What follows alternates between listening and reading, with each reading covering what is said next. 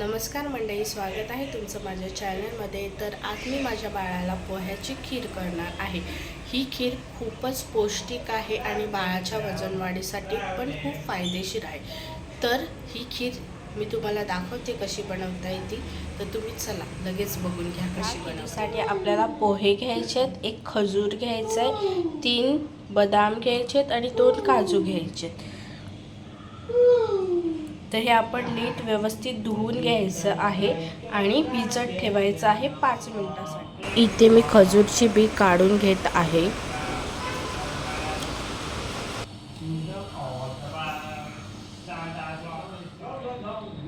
आता ह्याच्यामध्ये मी पाणी घालते आणि हे 2दा स्वच्छ धुवून घेते।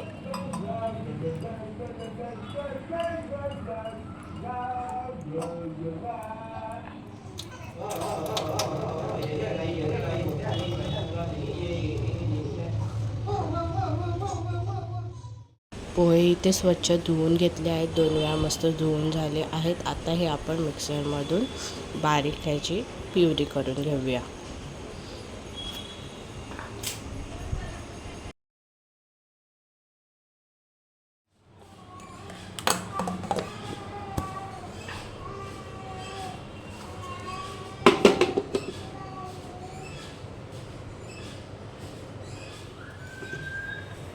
अशा प्रकारे मस्तपैकी प्युरी करून घ्यायची आहे।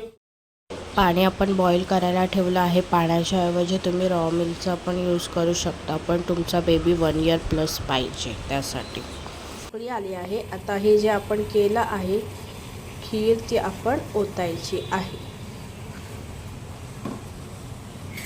ओतल्यानंतर त्याला मस्तपैकी मिक्स करून घ्यायची आहे आणि ह्याला परत एक उकळी काढायची आहे अजून।